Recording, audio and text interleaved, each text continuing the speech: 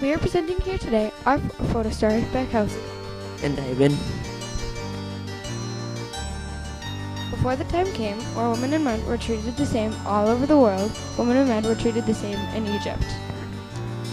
To women, marriage was an important thing. They usually got married if they were royal at age 12 to 14. If they weren't royal, then 14 to 15, and a short period later had children. Women in Egypt usually had this as the same. Repay your mother for all her care. Give her as much bread as she needs, and carry her as she carried you. For you were a heavy burden to her when you were finally born. She still carried you on her on her neck, and for 3 years she suckled you and kept you clean. Women usually took care of their kids until they were done nursing.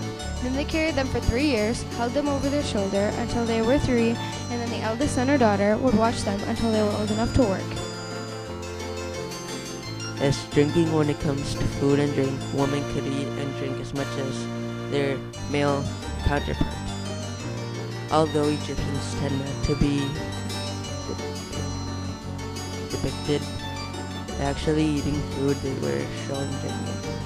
Women were depicted as getting drunk and throwing up, which was seen as a good Egyptian joke. In Egypt, cosmetics were not a luxury, they were a way of life. Men and women followed the latest fashions in both hairstyles and makeup.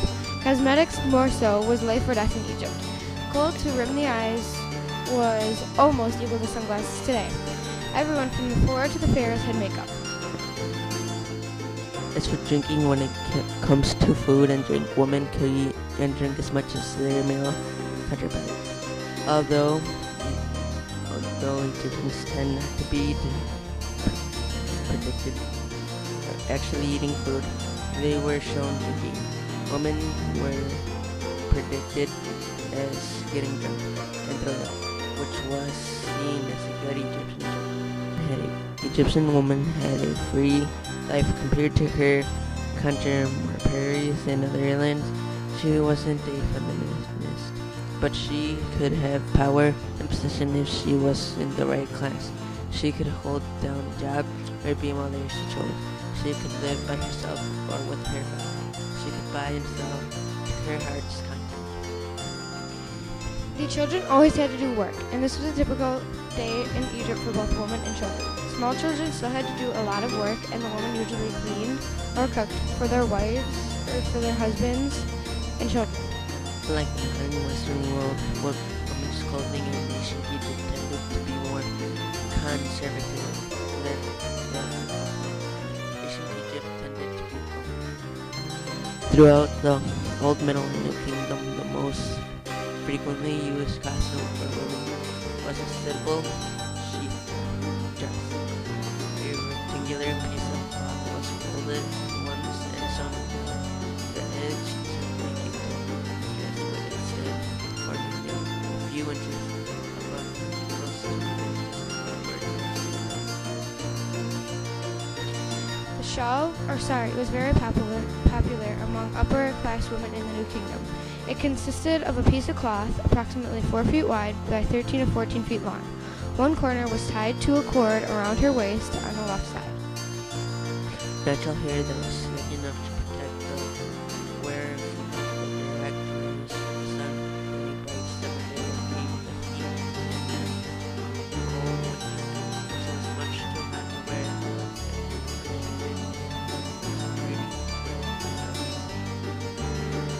The sun and heat required the Egyptians to pay considerable attention to their skin and their appearance for reasons of good health and as much as vanity. Egyptians bathed frequently, sometimes several times a day. Oils were applied to the skin by both men and women, and one popular mixture was made of plant extracts mixed with fat of a cat, crocodile, and people. Men and women were both allowed to wear feminine clothing or apply oils or wear as much clothing as they wanted to. But when it comes to women exposing themselves to the water or anything like that, they cannot do that.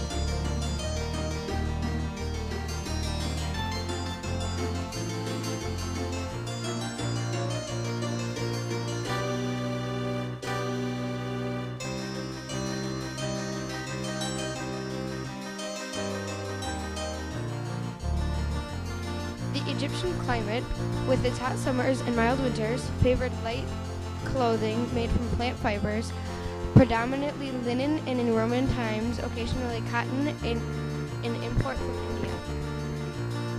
The manufacture of clothes was apparently most wanted. It was generally done at home, but there were workshops run by noblemen from other families.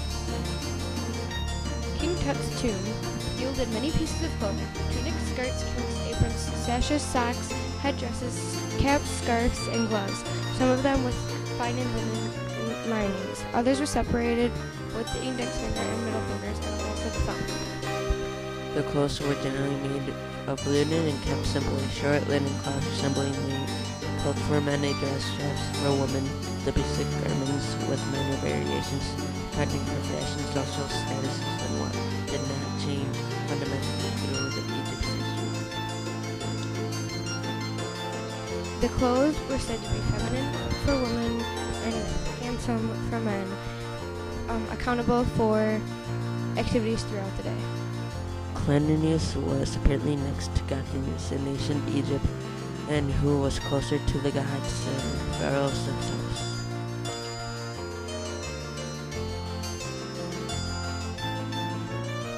The end, presented to you by Kelsey And Ivan.